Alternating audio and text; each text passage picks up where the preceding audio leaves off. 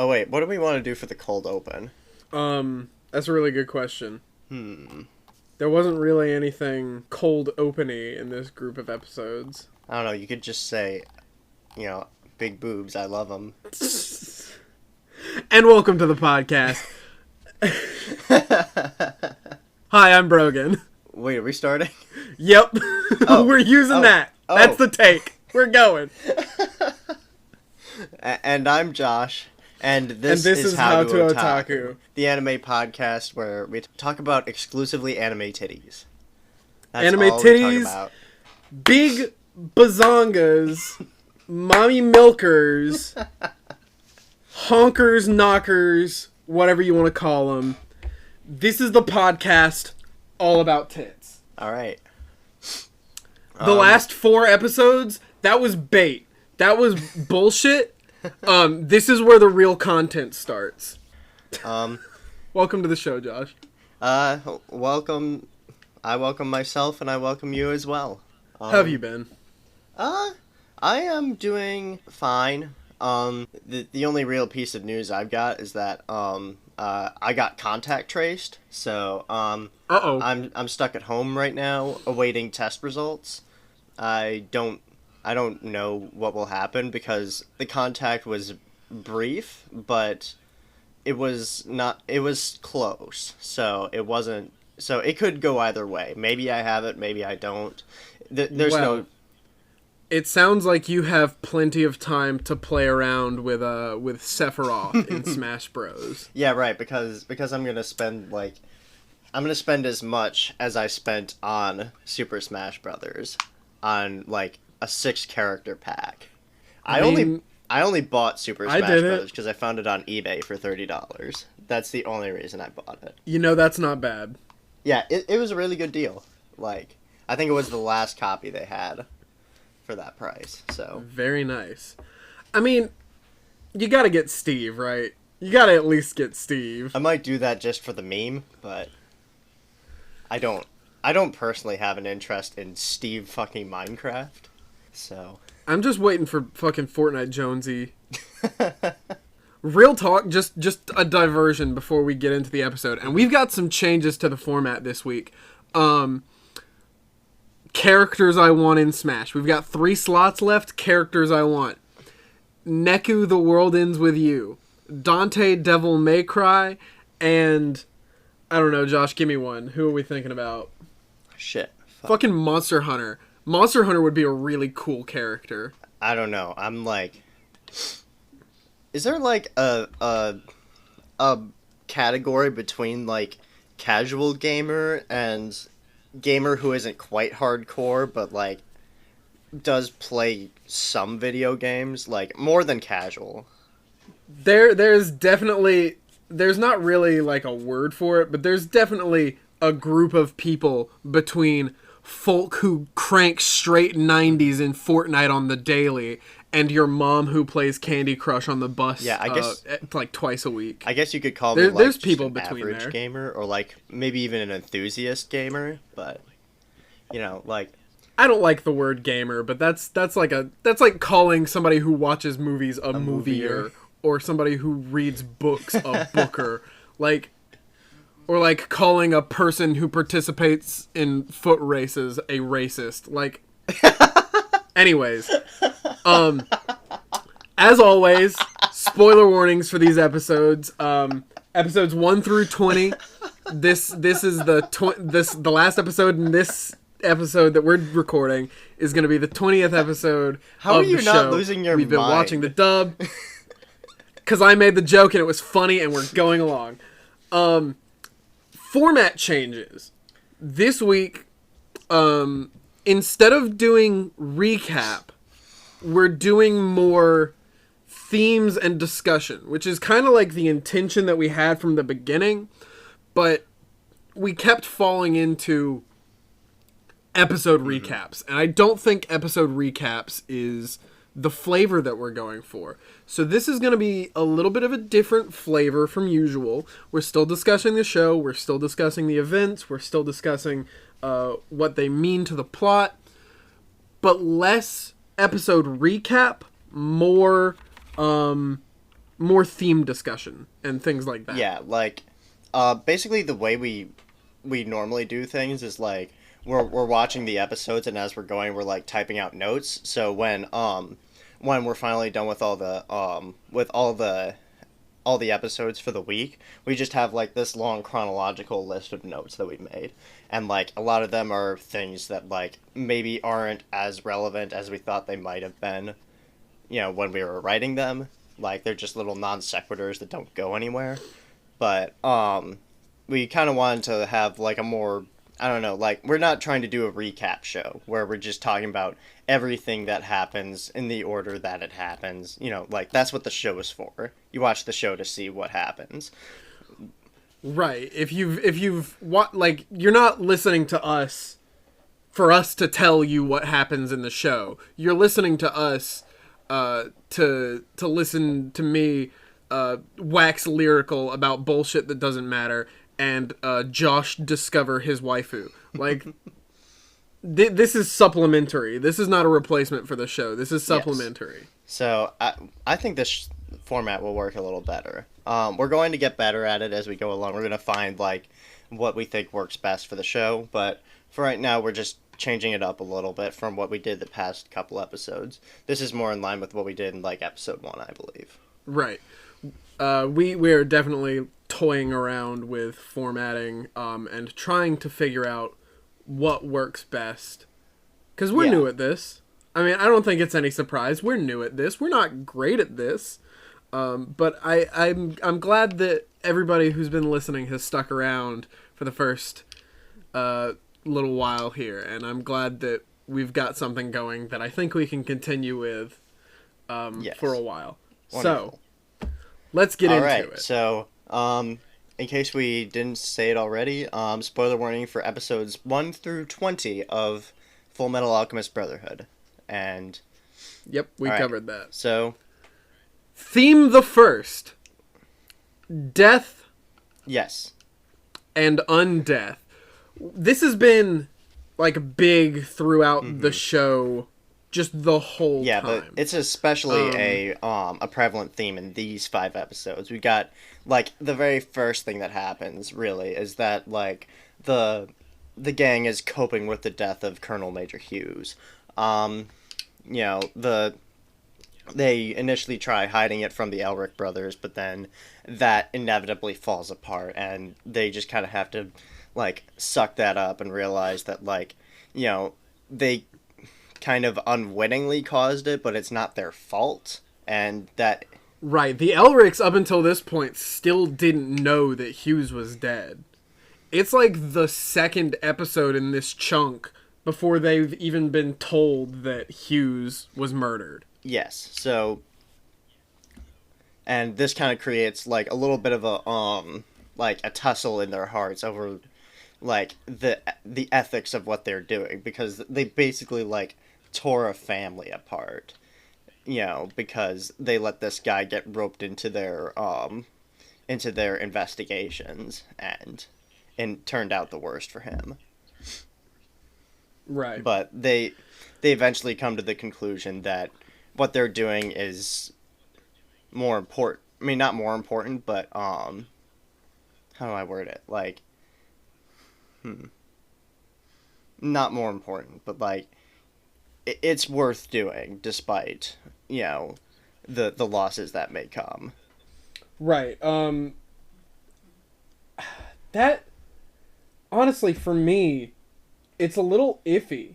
Like, I understand that they've dealt with this loss, and I understand that they're the protagonists, and I understand that we're supposed to just like go along with them. But for me, it's kind of iffy. Like, if it were me, honestly, I think I would have just rolled with the punches. 'Cause like, especially after you get somebody else killed, like, I know it sucks to be in Alphonse's position, but you did something that you knew you weren't supposed to do. Yeah. And now you've paid the price. Trying to fuck with it again, I understand the want to and the drive to, but especially now that somebody else has died, maybe lay off a little bit. But that's assuming that all of the rest of the things that are going on with the homunculi and with Führer Bradley and with this fucking deep, ingrained military sub-power system that's like going on, that's actually running the country behind the scenes. That's assuming that none of that's going on. Mm-hmm. Yeah, and then... Because now that they're tied into all that shit, it changes things. Yeah, you're right. And then there's and then there's Ross, who we believe to be dead around the end of episode 17. Yeah. But of course it was all like a big diversion to fake her death and just get her out of the country, because we'll get to the framing of Colonel Ross later, but that's another like thing that happens. And then there's the big fight in episode 19. Havoc dies. Mustang nearly dies like twice. Lust dies, undies, and re-dies again, like several times. Oh yeah, we've got another homunculus fight in this chunk of episode. We've got, I don't know if it's 2, because there's like all of 4 or 5 minutes spent on like the conflict with Gluttony, who shows up in the clock tower, and then they just kind of fuck him up and he goes away. So I don't know if it's really a fight, but the entirety of episode 4 in this chunk, episode 19, I guess, is spent in conflict with Lust. Yeah, basically. And then Barry seemingly dies, but then, like, maybe not. His fate's kind of left a little ambiguous in episode 19. Like, I mean, I guess he's still alive in some respect, but, like, we'll get to that. But, you know, his fate's a little ambiguous by that point. And then there's, Alphonse, who's kind of come to the realization that, his body could reject him at any point. Like, Right, and I kind of want to sit on this for a second. I kind of want to talk about this. At that point, what's the difference between this body and a normal body?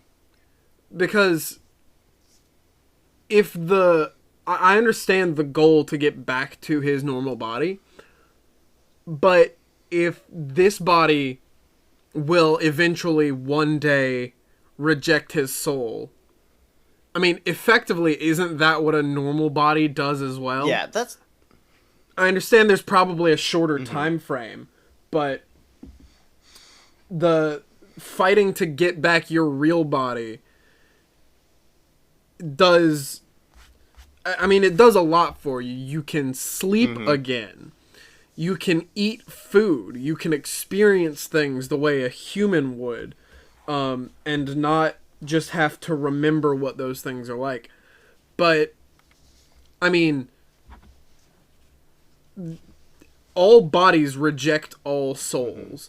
Eventually, you will die. I mean, it doesn't matter if you're in your normal body or not. That body is gonna, at some point, it's gonna yeet on out of here. I think it's kind of like a compounding of those two problems. So it's not only that his lifespan is going to be shorter, or that he can't experience things the way he used to, but I think it's both at the same time, you know, because, like, if you live the rest of your life in a body that can't do anything, really, then, right, you know, that it's a big incentive to try to find the best alternative you can, which is obviously his own body, which they... Right, but that's... I agree with you, but they bring up a weird dichotomy with the fucking, with the prince, right? Who's like, wow, that seems fucking rad, because his entire incentive is to become immortal so that he can become the next king of Shing and rule forever. He wants to put himself in a position where outside forces be damned, he can rule the kingdom for eternity. Which also kind of ties back to Greed in the last set of episodes, who also wanted like this armor body to achieve immortality, but ultimately that kind of becomes moot because but now we reach this part. They can, I mean, like the souls will eventually reject this armor body. Right, exactly. So it's not foolproof. It's not immortality.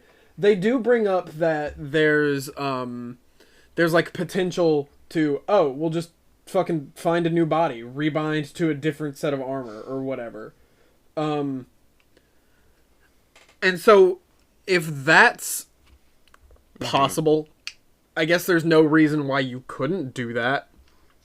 But it's a matter of willingness, it's a matter of capability, it's a matter of like determination at that point, I guess, on whether or not you want to condemn your soul to be passed around between these bodies, or if you just want to live as a person and have a normal, fulfilling life, and do the most you can with the time you have in the body you've got. Yeah, that's kind of the thing Alphonse seems to be struggling with, and he seems to prefer that that latter approach to life.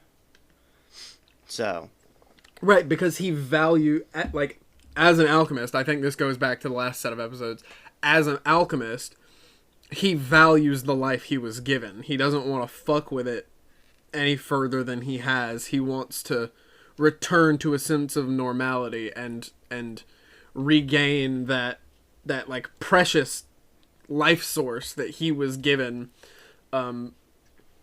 just by the abilities of nature.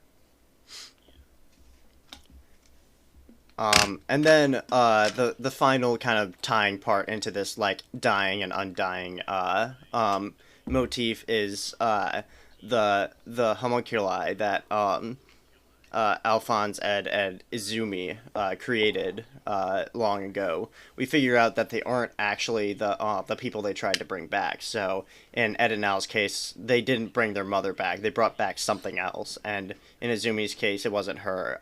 It wasn't her unborn child. So this basically proves that death is likely permanent, but it also means that I guess Ed connects the dots and figures out that he can get Al's body back from the immortal plane. Right. And we can talk about this for a second if you want to. So the idea that death is permanent, and therefore that is why it is taboo. How am I trying to set this? Basically the idea that once a soul is gone, then there's nothing that you can do about that. But if a soul is retrievable, in the case of Alphonse, or in the case of Barry, or whoever else, like, then you can retrieve the physical body that was that soul was attached to. You can't bring back a departed soul, but if you still have the soul, you can bring back the form. Yes. And I don't know if these are rules or if this is just because, like, who else does this apply to? I guess it could apply to Barry, but Barry's physical body is still there. Yeah. Like, if Barry's physical body wasn't taken into oblivion by some like eldritch horror monster like Al's was. Yeah, so it's a little bit of hunch work. Like, we could see that kind of we could see some further developments on that, but it seems like there's at least a little bit of hope for Alphonse still out there. Right, exactly. Okay, so then beyond that, we've got the framing of Colonel Hughes, which is kind of the big, like, running through line for Colonel Colonel Ross. Ross. Sorry, Ross, not Hughes. Um, which is kind of the through line for the first 2, 3 episodes of this little grouping. So, Or I think it's Lieutenant Lieutenant Ross, Ross. actually. Sorry, like I get all those. Yeah, no, military structure, what the, like, we're civvies, we don't know this shit. Yeah, I don't know fucking anything about like military structure or anything. Like all the words mean the same to me. The only thing I know is that like the private is the bottom. That's all I know. You a bottom? Anyways, yeah, so the framing of Ross, it's weird how they initiate this. Yeah. Because I don't know much about the military, but I am aware that most military personnel are given their weapons and arms and munitions and all of that kind of thing by the military, and I know that they have to report like what they do with those resources. But like, how would they trace back, like, they don't mention that they like fingerprinted it or anything, which is about the only way that I could tell that they would be able to say this is definitively your bullet from your gun. Because how many people do you think were given the same military issue pistol? I mean, yeah, it's a little bit it's a little bit hazy because like, you know, like a 45 caliber is not, as far as I know, like an irregular round, and no, I mean, especially in this, like, you see everyone has that exact same gun that she's carrying. So not only could it be just about anybody in the military, but it could be like anyone who has a 45 caliber. I don't think at this, I mean, like, Right. in modern days, I believe you can like trace where rounds come from based on the shells you find at the scene of the crime. So like if you find a little bullet shell or whatever, you can actually trace back to like where that where that specific round like was bought. So Yeah, I guess with the but case markings, you can determine like what batch of ammunition. but I that don't came think from. that that sort of thing was around back then, and it's not brought up in that way. Like they basically connect the dots by like seeing that's a 45 caliber round, and then seeing that like she ordered some extra ammunition from the weapons locker. So like Right, and that she fired a yeah, shot. and that she fired a shot, and they man. But like they'd also know from her report and the corroborating report of Brosh Yeah. that she fired a shot at a completely unrelated person at a completely unrelated location at a completely different time. I don't. I mean, did Brosh actually get to testify? I don't think that he like. He didn't get to testify, but he filled like every according to the like to what they say in this show. They have to fill reports on basically everything they do. So Brosh would have filled a report on the operation that he did with Ross at the 5th laboratory. Yeah, but and so they would have had this on file. And I know that like, oh, we'll just ignore everything we're saying because Envy and Lust planned this from the top down. And so whatever they've done to pull these strings is gonna pin Ross no matter what. But it seems like it'd go through enough hands that someone would catch it and say, that doesn't seem quite right. I suppose that's fair. And I guess you can say that Roy Mustang does that. But, I mean, the plan all along was to fuck with Roy Mustang. Yeah. Anyway, so, but as far as it's like functionally, she doesn't have like any alibi or corroboration that they'll accept, so she's basically imprisoned and likely to be executed for this crime she didn't commit. And then Barry breaks her free. Mustang basically like fakes her death by by blowing up like a corpse or like a pig's corpse that's made out to look like a human corpse, and then I still don't know how they did the thing with the dental records. Like he just says I've got it handled, and then they just ignore it.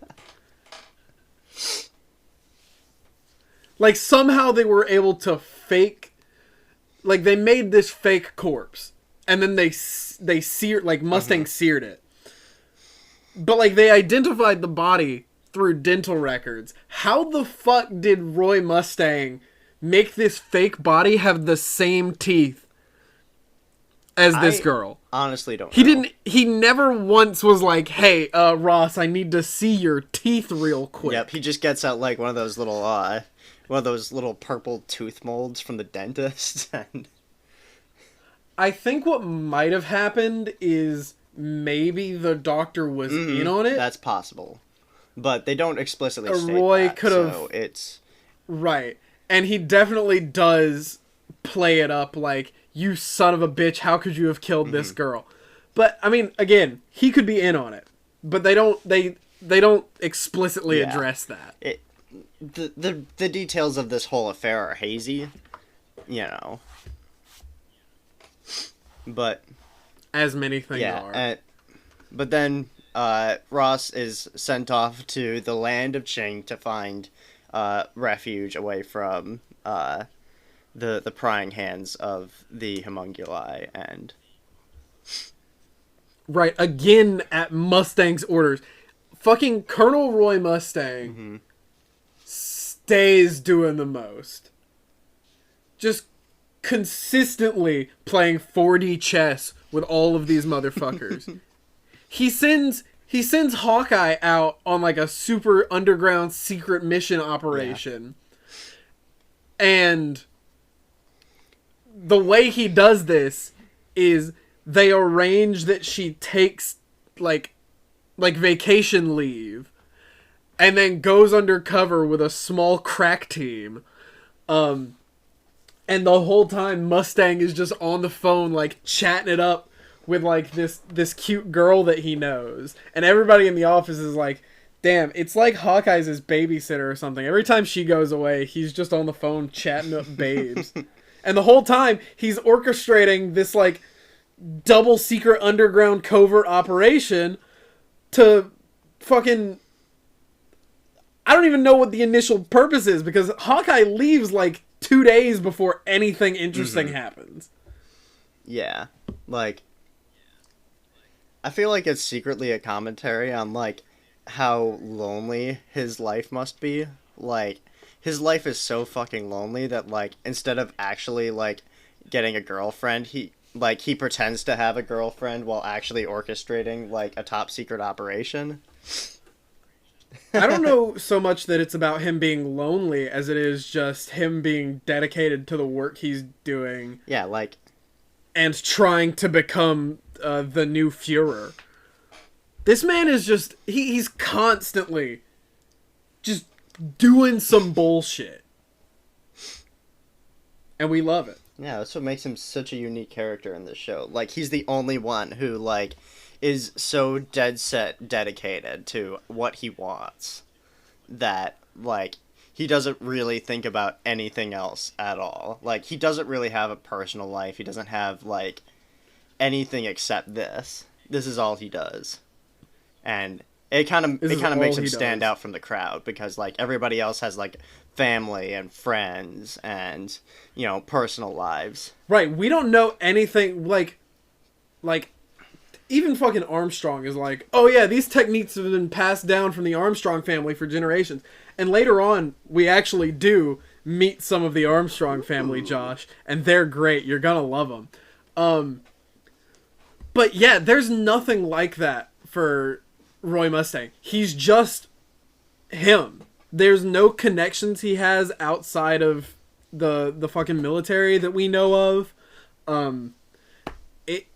He's an anomaly. And I guess Hawkeye's the same way. We don't know much about Hawkeye outside of her connection to Mustang's little crew. Yeah. But even, what's his fucking nuts, who's always on about having a new girlfriend every week. I mean, we get that he's just a horn dog who's out there trying to fuck cute babes. Yeah, and then that bites him in the ass. It bites him in the ass because he gets involved with fucking envy. Or not envy, lust. Haha. That, by the way, that's where Josh's little line about big tits came from earlier.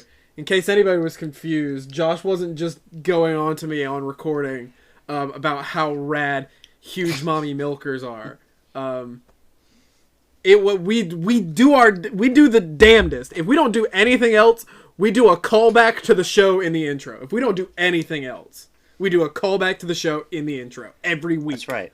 Like Roy Mustang, we are dedicated to this show and this show only. We don't talk about anything except this.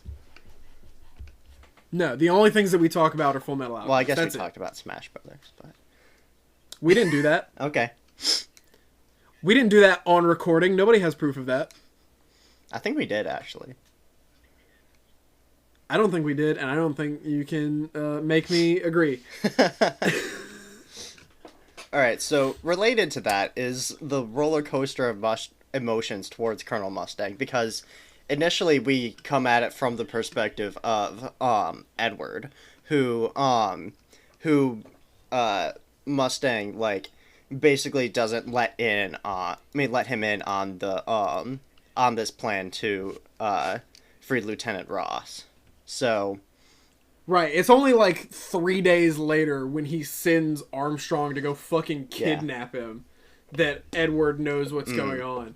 But like initially, we're in Ed's boat where it's like, oh fuck, Mustang is just a moron and doesn't know, and he thinks that Ross killed Hughes, and so he just eviscerated this bitch, just absolutely in cold blood murdered her. And it's and so for a while you're meant to like hate Mustang until you're shown that he's playing 4D chess at all times. Yeah, like it really did upset me because like I felt like I knew this character, and like he was one of the characters that like I could like at least morally kind of not relate myself, but like, you know, side by, you know, where like right, the one character that like, as iffy as most other things are, this is one of the few characters that you can ground yourself in and say Roy Mustang's one of the good guys.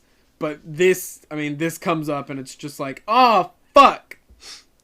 Yeah, and, you know, and then, like, it comes back around and you're like, oh shit, he was actually, you know, he was actually doing the 4D chess thing to, exactly. You know, and that actually, like, made me feel even better about him because, like, you know, it now shows me that, like, he's super dedicated to, like, his team as opposed to, like, the higher-ups, you know.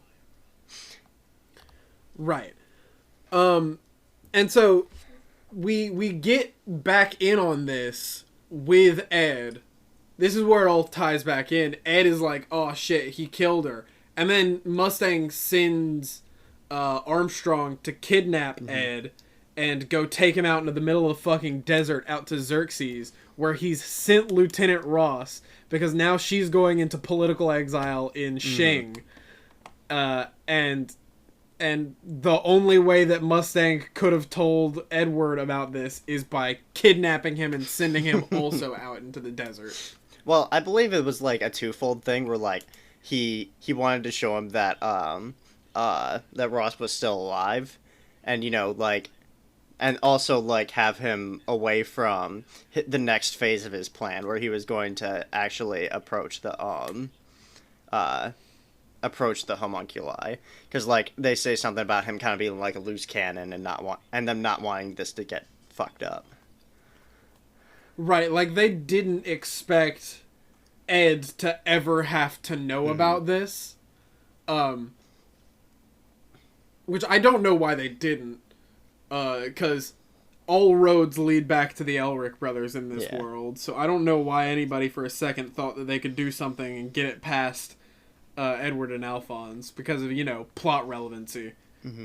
But, you know. Yeah, but anyway, so this basically leads us to Xerxes, which is like this really interesting kind of location that like sits in the middle of this desert in between the two countries, Qing and Amestris, where like it's not really where like no country seems to own it explicitly, but right, it's like the DMZ kind of between and not so much of like a DMZ as it is just like vast uninhabited desert that nobody goes into, that just sits on the border between these two countries. And which is wild how open the borders of these two countries are. Like, with as much political like unrest as there is, you'd think that somebody would have an issue with having such open borders. But literally I guess the border crossing policy in these two countries is, yeah, if you can make it through the desert, just fuck it, I guess. Come on in.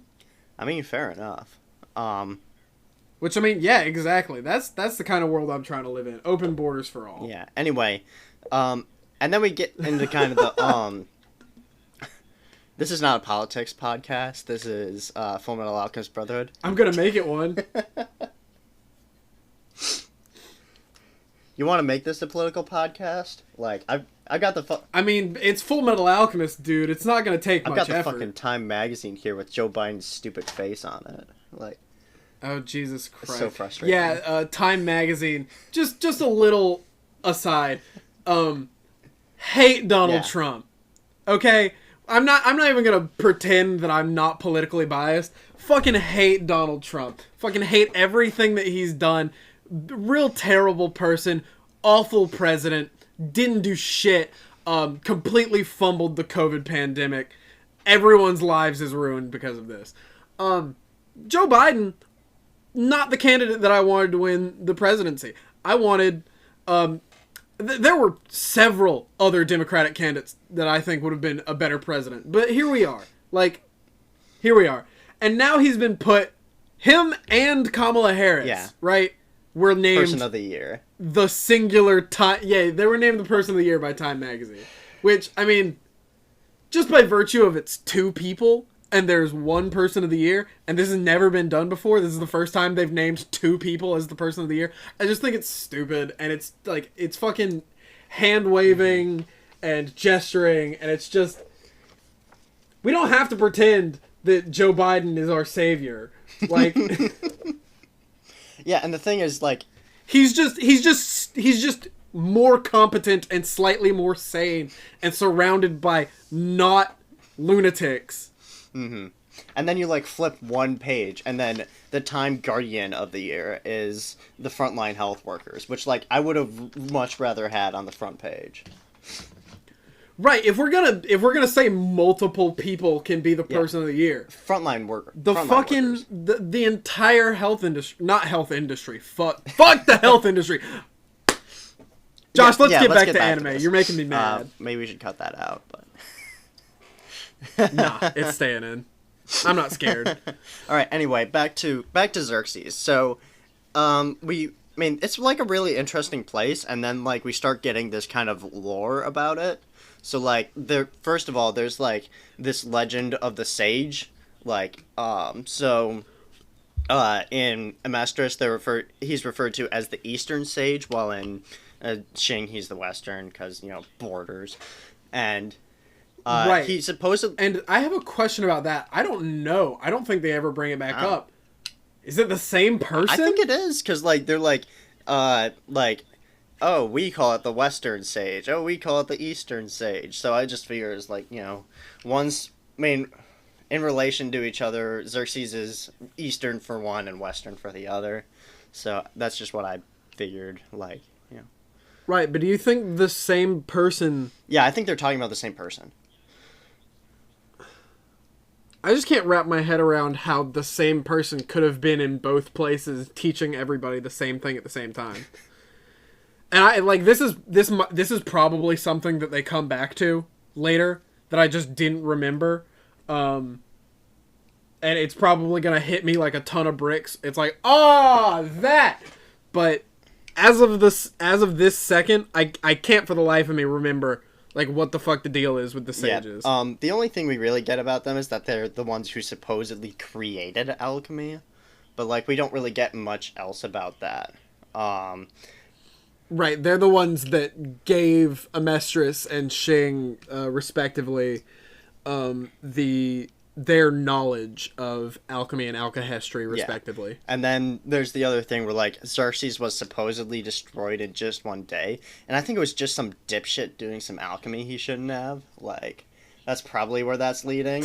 You think it was just some dude that, like, accidentally made a alchemy nuke? I mean, that wouldn't shock me. Like, that kind of seems like the kind of, like, the be careful what you wish for kind of thing, where, like, or like Twilight Zone thing, right? Where Like the city was created like, on something. Fully getting like Philosopher's Stone vibes, right? Like, what power could? And the concept is like Xerxes was like this big, like omni nation. It was like crazy powerful, crazy ahead of its time. Like had technology that like there's no way that they could have had. And still, somehow, they were obliterated in a single night. And so, I'm getting mad vibes like somebody made a Philosopher's Stone and just fucking nuked it. Just fucking glasses. Yeah, I guarantee Xerxes, like, we're going to get more information about it, and that it's going to become some kind of, like, cautionary tale or something. We're like, oh, this is what could happen if we let the homunculi keep fucking around with Philosopher's Stones. Everyone's going to fucking blow up. The danger of weaponization of science, Josh. Oh, wow. If only we knew something about that in the real world. If only that had a real-life, real-world allegory. Oh, man. Speaking of real-life, real-world allegories, Josh, I think that this is an allegory for an ad break. Oh. That's not how an allegory works, but alright, well, I guess we'll be back right after this short break. Fullmetal Alchemist.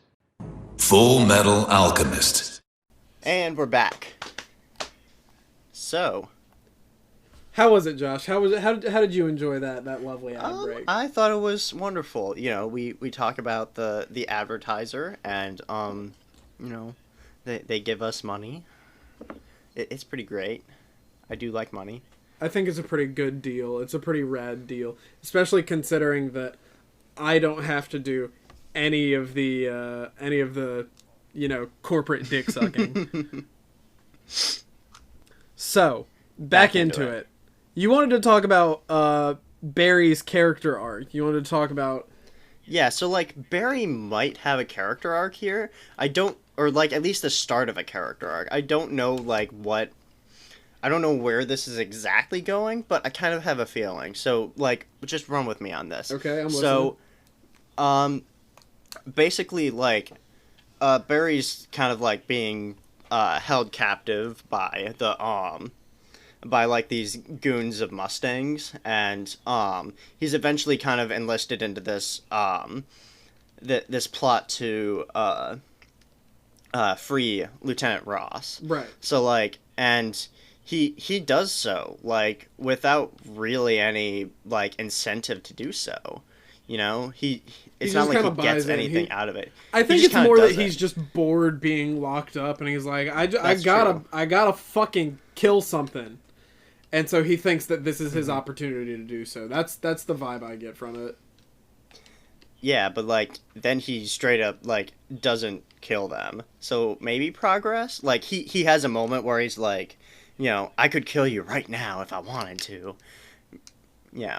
And then he doesn't. So maybe some progress there, and, like, then Barry's whole body comes back, and he kind of has, like, this desire to kill it. So I'm wondering if that's kind of symbolic of him wanting to, like, get that part of his life out of his, like, like, if that's just symbolic of him trying to get rid of that old part of his life and trying to start something new. I don't know if that's the case, because he hasn't, like, given us a lot more to go off on that route, but right. I feel like it could go in that direction. He definitely... The way that he's gesturing is definitely more like, oh, I'm just a deranged... Oh, don't pay much attention to me. I'm just a deranged serial killer. I'm just trying to kill some people. Don't pay me any mind. But I think that there's definitely some, like, internal strife he's dealing with here that he doesn't want to let on. And so he just plays it up like, oh, yeah, don't mind me. I just think it's a really rad opportunity for a serial killer to get to kill themselves. I think that's wild and cool. And it's definitely not some deep harbored emotional turmoil I'm going through. Yeah, and it could be either. Like, I kind of hope they go in this direction, but they could also just be like, oh, he is, like, fucking deranged and wants to kill his own body because he's a weirdo. Right, exactly. And so, and then ultimately, like, in the battle with Lust, he gets, like, completely obliterated, and then his old body shows up again and starts spin attack and just gets decimated. She just, like, flicks a finger and he's just in ribbons, in fucking ribbons. And then his old body comes back and starts, like, fucking around with his parts. And so, like, we don't know what happens later, but maybe he'll be back in his old body again. Perhaps. Like, we'll just see about that, but no spoilers, Josh. No spoilers. Well, you can't spoil it for me because I don't know. Exactly. Anyway, so the next thing I've got on this list is, like, the first real scenes with Hohenheim. So, like, we got a couple of snippets of him before, particularly, like, the big reveal last episode where where it's revealed that he's the big bad, but this is, like, the first real scene where we get to see him, like, outside of that context of, like, just being a complete asshole. And, like, he is a dick, but, like, he's got a little bit more of a complexity to him, I suppose. Hang on, give me 1 sec.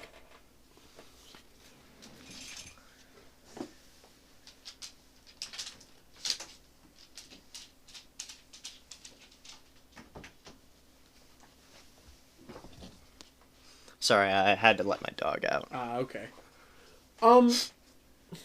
Yeah, like, I know what you're saying. I don't necessarily know if I'd call him a dick. I mean, he calls Ed out pretty quick on his bullshit.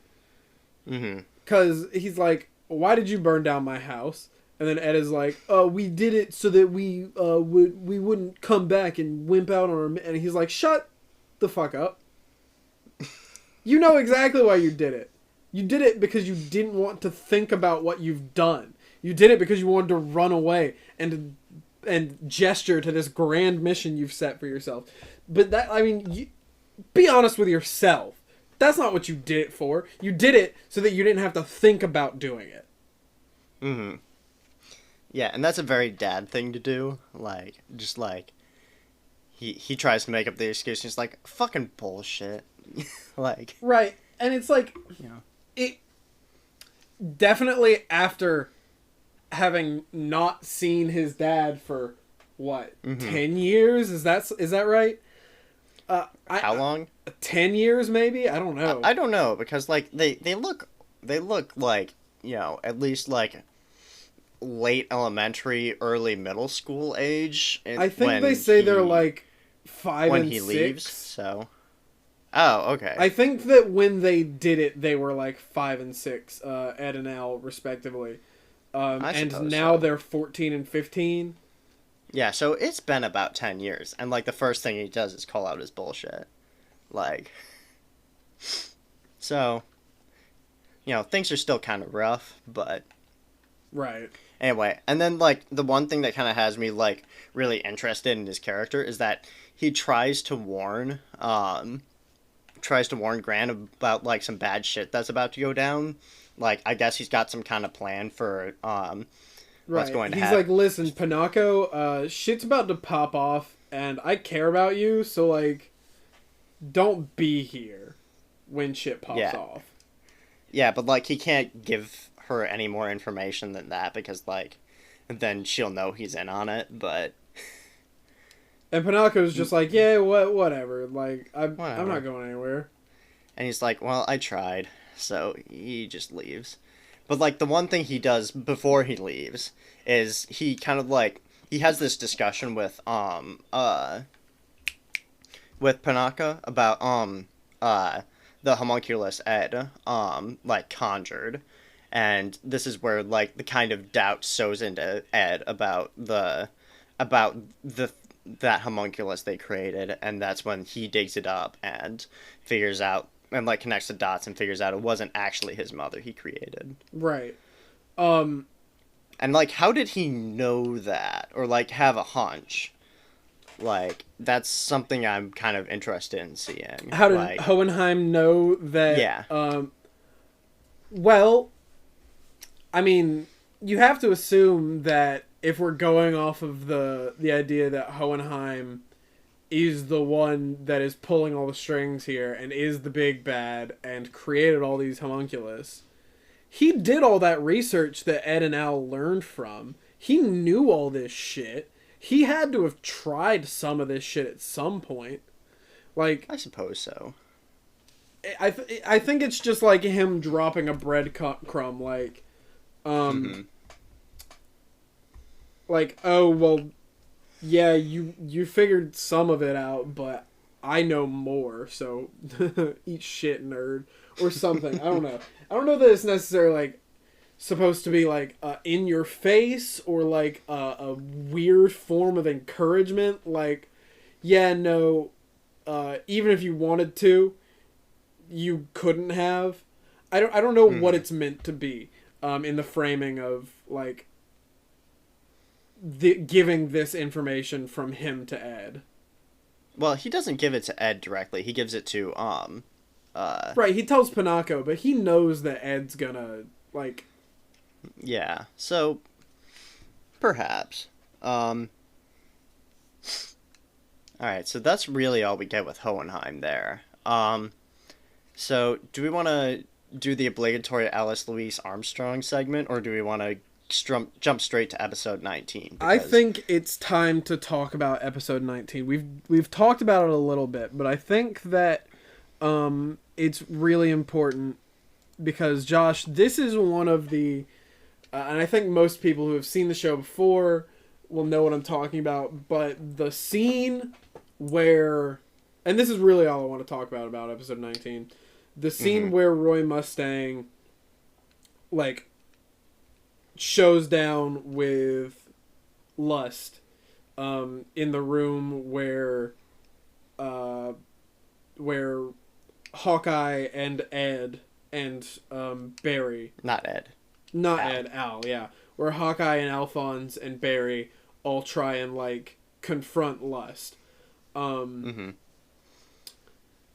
We get the scene, we get the little clip where Al uses his alchemy for the first time, and I think it's a really cute detail where he pulls this spear up out of the ground, but you can see that it's not perfect, because you can tell, like, he's new at this. He's new at using the little hand circles thing, and so you can see, like, really distinct, clear imperfections in it with the alchemy marks. A lot of other alchemy that's done like this, you can see that it's pretty smoothed off. You can see some of the little, like, squared off, jagged lines. But in this spear, you can see that it's, like, fully, like... It's shoddy, at best. Which I think is a really cute detail. I did not notice that, but... But then you've got one of the greatest scenes in this show, and what in some circles is considered one of the greatest scenes in anime, the immolation of Lust.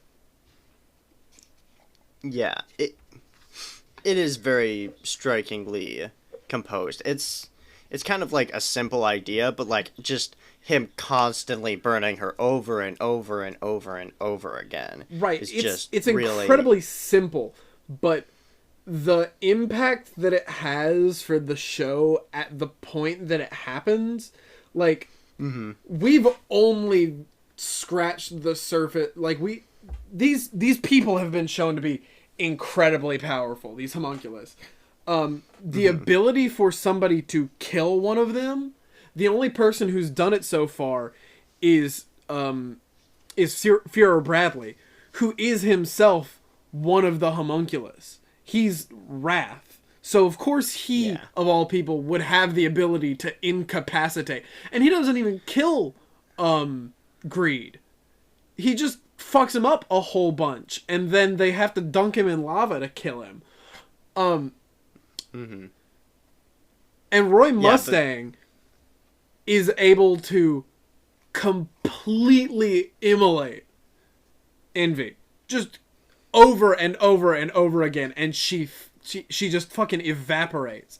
And the way that it's animated, the fire and the clips of the burning corpse, like, reconstructing itself in the fire, and the screaming.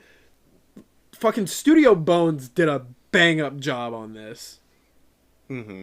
Yeah, it's just one of those really simple moments that, like, but, like, it's so powerful just in, like, all the build-up to it, because we know how, like, difficult this is to do, and, like, just the mere simplicity of, like, actually getting to do it, and then just, like, the difficulty of then doing it is, I don't know where I'm going. I'm talking in circles, but, like... Right, and the fact that he'd already taken such a beating, but he was so... motivated.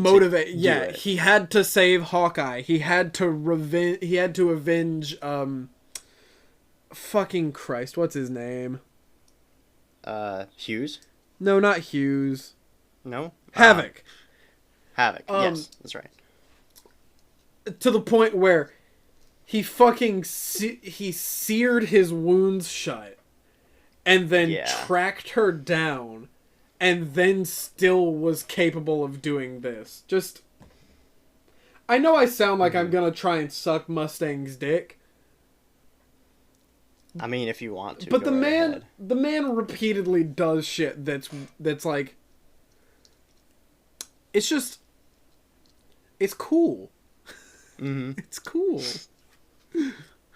Anime Fireboy go burr, basically, is what I'm trying to say. Yeah, it's a great moment, and I don't know, I think I need to watch it again, because, like, I don't know, it didn't really, like, I remember it, but it didn't sit with me that hard, so maybe I need to go back to it. You know? I mean, it's not really... I'm building it up more than it should be, honestly. Because, I mean, like, when I say greatest scenes in anime, I don't mean it in terms of, like, impact or anything like that, but it's just an impressive piece of animation, more than anything else, and it really drives home the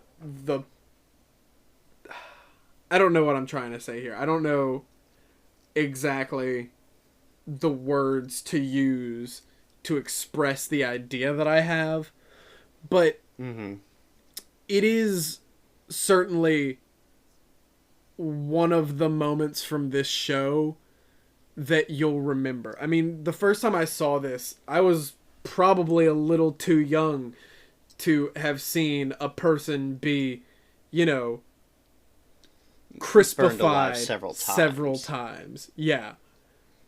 And so it's just, it's one of those things that kind of, I guess, have you ever been asked, like, what's that thing that you saw when you were a little too young to see it?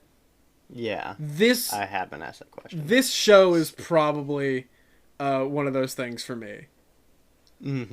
Just because we've gone through pretty much everything we need to go through, except for the all-important Armstrong segment. Josh, what is something that you've seen that that you probably shouldn't have seen when you saw it? You know, like, my parents did a little too good of a job of sheltering me, I think. Oh. So I don't know what the answer is to that question. Well, maybe the original Terminator, but, like, I was, like, maybe 10 when I saw that. I don't know if that really counts. Like, 10 years old watching Terminator, like, the worst thing was Arnold Schwarzenegger's ass. I haven't seen. That's all I know. Any You've of never the seen the Terminator first one? movie. I haven't seen Oh, any of them. any of them. Yeah, no. Oh wow. 1, 2, and maybe the 6th one are the only ones you need to watch. The 6th one. Yeah, like the one that most recently came out. Really? Is it good? I heard a lot of shit about that one. I think it's all right. You know, it's kind of like the Force Awakens of Terminator movies, and that like it's not like especially great, and it kind of takes too much from other Terminator movies, but on the whole, it's just kind of a fun, well-made movie. I think that putting movies like Star Wars and Terminator up on a pedestal of being like great feats of storytelling is kind of misunderstanding the purpose of Star Wars and Terminator. I'm not saying they're perfect or like even I'm not saying that like, they're not especially perfect. Great. I'm not even saying that they're not perfect. I'm saying that they're fun movies. They're fun, brain off, like good guy go burr action movies. They have a lot of interesting themes to them, but I mean, isn't George Lucas the guy that made a character, that made like a minor thief character in some extended universe thing for Star Wars? Didn't he name him like Freddy Sleazebagano or some shit? Like I don't know because I'm not like much of an extended universe kind of guy. You know, I basically just watched the movies and like played a couple games and that's it. But I do know that there is a commonly known drug in the Star Wars universe literally called death sticks. Death sticks. Yes. Oh wait, hold the fuck up. This ties in. Yeah. Elon Sleazebagano was a slithmonger and dealt death sticks in the Outlander Club in the Uskru Entertainment District. This guy is in the movies. Oh, is he the guy in episode 2? I guess so. There's clips of him standing next to Obi-Wan just like at a bar. Yes. Yeah, and that guy's like, you want to buy some death sticks? That guy's name is Elon Sleazebagano. So like saying that Star Wars was ruined by the travesty that was the sequel trilogy. That's kind of missing like what Star Wars it's actually fully is. misrepresenting what Star Wars is. Like I thought that the sequel trilogy, I didn't think they were good movies, but I didn't think that like the first 6 Star Wars movies were like phenomenal. I thought they were fun, which is what they were supposed to be. Yeah, like George Lucas is very explicitly like stated over and over again that like these are movies made for 12-year-olds, and the fact that people like get so fucking serious about them sometimes is just ludicrous to me. Like the movies particularly, like the movies are definitely not, and I'm not a big Star Wars fan, but from what I've heard and what I understand, the movies are like the weakest part of Star Wars. Like if you want to get into like interesting lore and like adult themes and shit in the Star Wars canon, like there are books, there are video games, there are all kinds of like extended universe stuff that's so much better for like the demographic who would be into them, I guess. Which is dudes in their 30s who are really invested in Star Wars. Like the movies are to get you introduced, I guess, when you're like 10, and then if you want to, there's like a vast wealth of better shit out there that has nothing to do with George Lucas, because George Lucas is in every way a fucking hack. I mean, I don't know if that's incredibly the case. Like, we need to like that's get my off hot the topic take of Star Wars. Wait till AJ hears this because episode. like I could go on about like, I'm not like a lore guy, but like I could go on about like the politique of the Star Wars fandom specifically for hours. So let's get off this conversation before I go on like a deep dive into. I cannot wait to get you and AJ started on this shit. But yeah, I'm gonna be like, fans are such fucking idiots, and then he's going to be like, but what about the lore? AJ's the guy that read all the books. Anyway, now Josh, where are we at? Your favorite segment, that's where we're at. We are at the last segment of this episode. And I gotta say, this one is a little shorter. And I'm okay with that. It's the Sheska segment. The Sheska segment? Oh yeah, okay, the Sheska segment. Okay, let's give Josh his 30 seconds of Sheska. I don't really have anything to say. She has like one scene in the first episode of this where like she, where she's like in her little like library area working around. She like finds Mustang like buried in books asleep. She wakes him up and he just like walks away. And then she like talks to some other officer and then they walk away and it's actually Envy just spying around, being camouflagey and shit, and that's basically it. We don't get a lot of Sheska, unfortunately. We don't, but Sheska's not really a recurring character in any major way for the rest of the show. But I'm oh, that sucks. Knowing that you enjoy Sheska, Josh, makes me happy every time I see her. We need a Sheska spinoff. We need a Sheska spinoff? That's right. She learns alchemy. Sheska learns alchemy. You can write that, yes. Put it on Amazon for like 16 cents. Make some money off that. I'm gonna write my Sheska fanfiction now. Not quite yet, you're not. Because now it's time for the most important segment of the show. Alex Louis Armstrong. Okay, so he does not get a lot in this, in these batch of episodes. Nobody fucking slugs Edward. That's true. He does slug Edward. That's always a good feeling to see Edward get a little bit of a get a little beat up. Especially by somebody that cares about him. Yeah. Initially he protects the Elrics from like the Hughes news as long as he can, but like they figure out like 10 minutes into the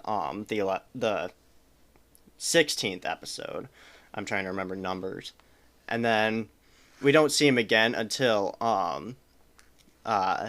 the beginning-ish of episode 17, where he has a discussion with Brosh about Ross's incarceration and how he would have... I mean, he kind of wants to corroborate Ross's alibi, but he doesn't really get the chance to, I guess. Right, like, Ross is pretty, like, quickly... They basically write up a newspaper that she's arrested, and then the next morning she's in the newspaper as having been convicted of murder without even going to trial. They push this shit through pretty quickly, just to fuck with Mustang again. Yeah, but I mean, shit like that happens in the military. Not our military, I don't think. Like, or at least not to this extent. But like, like military matters like this are generally faster than like regular court matters. So sometimes they are. I mean, like fucking court cases, court hearings can go on for years. Yeah. Especially if it's complicated and especially if it matters. Yeah. And then the big thing he does is he's in on the plan to fake Ross's death. And like, so initially when we see him kind of like there's that scene outside of the morgue where they're all talking and like Alex just kind of like, what's the word I'm looking for? But like,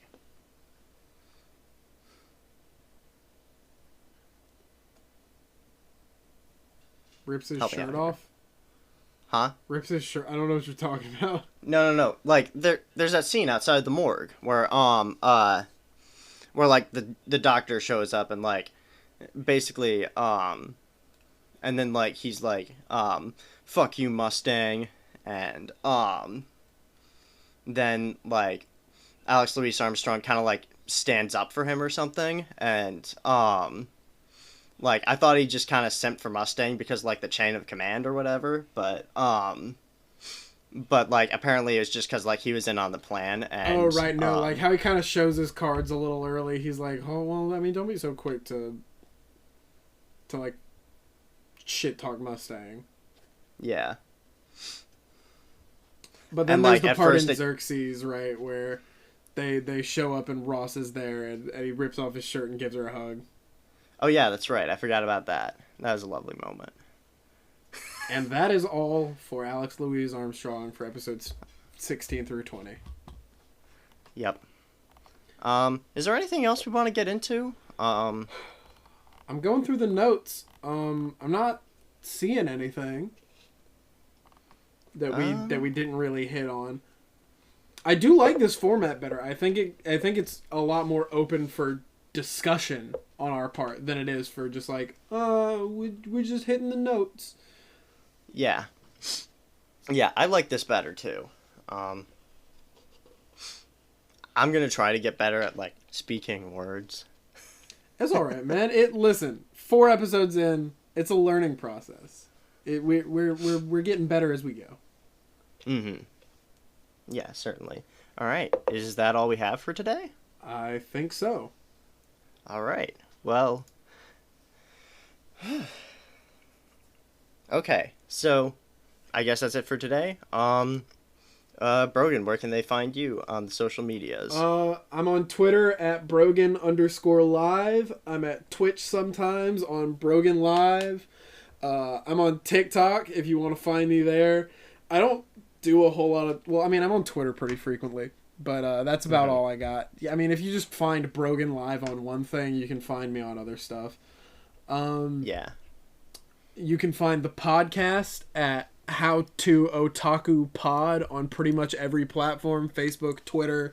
If you want to shoot us an email, you can shoot us an email at howtootakupod@gmail.com.